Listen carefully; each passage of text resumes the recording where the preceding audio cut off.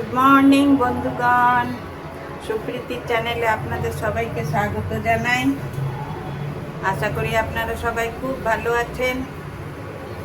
আজকে দেখুন আমি কি রান্না করছি। এই একটু পটল আর কুমড়ো নিয়েছি। এখন পটলগুলো খুব সুন্দর কচি কচি আছে, এগুলোকে একটু পটল ভাজবো আর কুমড়ো ভাজবো। কড়াইয়ে একটু সর্ষের তেল দিলাম,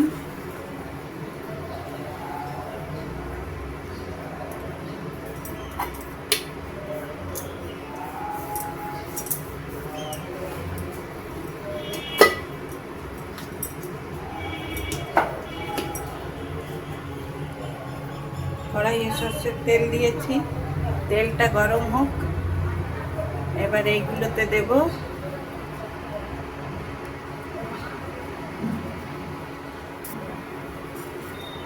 নুন। দেখুন সর্ষের তেল কড়াইয়ে দিয়েছি, আর এগুলোতে একটু পটল আর কুমড়োতে একটু নুন হলুদ মাখিয়ে নেব।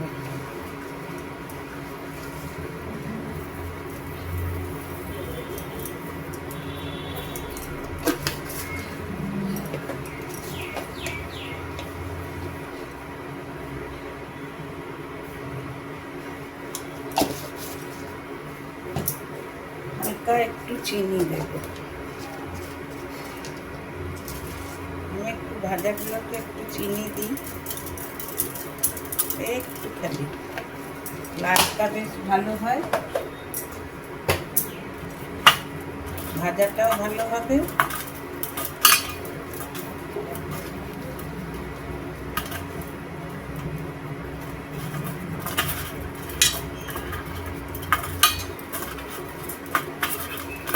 কুমড়োগুলো ভেজে নেব।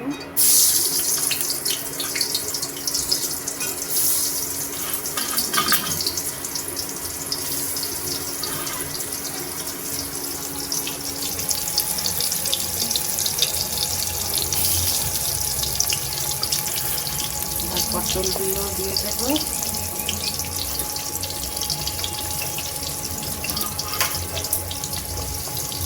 এগুলো ভাজাবো।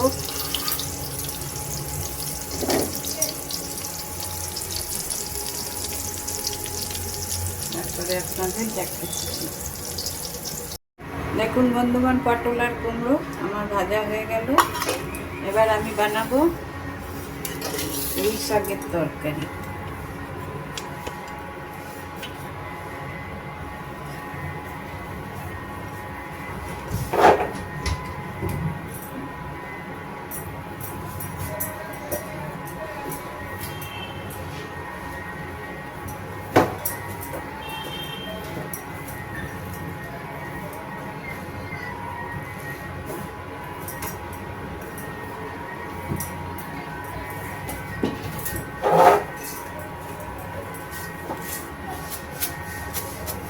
একটু দিলাম 5 ফোড়ন,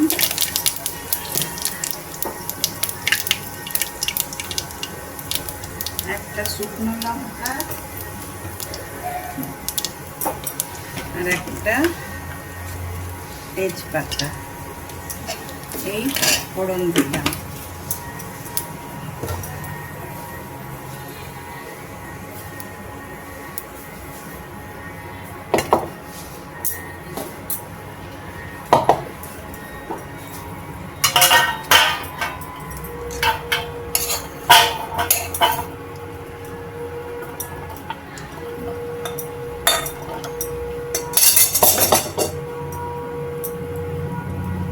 ফোড়নটা ভালো মতন ভাজা ভাজা হয়ে গেছে। এই যে আলু, কুমড়ো আর পুঁই শাক, পুঁই ডাঁটা আমি কেটে রেখেছি, এগুলো এবারে দিয়ে দেব। গ্যাসটা কম করে দিয়েছি। এগুলোকে এবারে গ্যাস কম করে ভালো করে ভেজে নেব। আমি তো পুঁই শাকে জল দিই না, ঢাকা দিয়ে দিয়েই বানাই।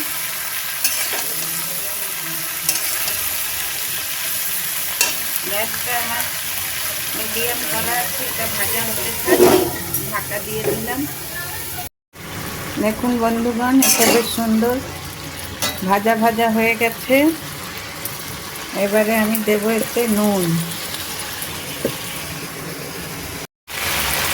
এবার দেবো এতে নুন,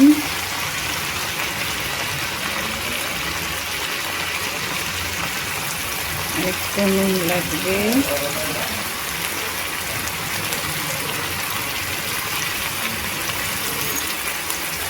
নুনটা আন্দাজ মতন দেবেন আপনারা। দেখুন খুব সুন্দর ভাজা ভাজা হয়ে যাচ্ছে। এবার দেবো হলুদ,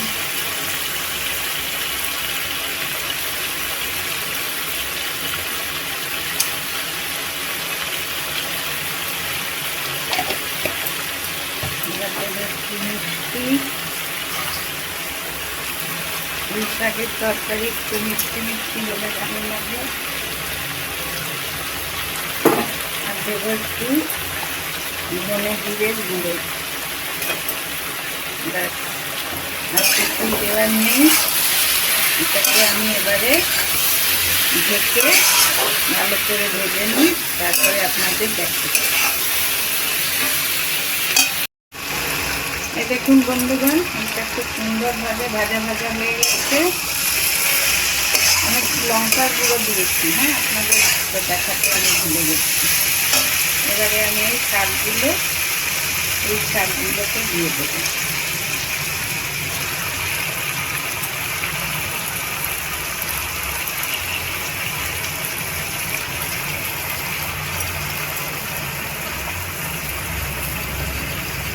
এই শাকগুলো দিয়ে গ্যাসটা কম করে আমি ঢাকা দিয়ে দেব। আলু, ডাঁটা, কুমড়ো ওগুলো সেদ্ধ হবে।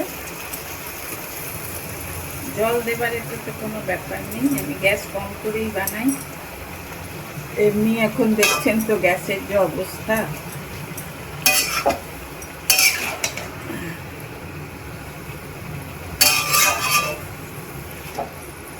ব্যাস, এটা ঢাকা দিয়ে দেবো, গ্যাসটা কম করে দেবো। দেখুন বন্ধুগণ, পুঁই শাকটা আমার হয়ে গেছে। ওপর থেকে একটুখানি ভাজা মশলার গুঁড়ো দিয়ে দিলাম, একটুখানি দেবো। আমি ভাজা মশলা সবসময় করে রাখি, এবারে শেষ হলো আবার বানিয়ে রাখবো। আমার পুঁই শাক হয়ে গেল।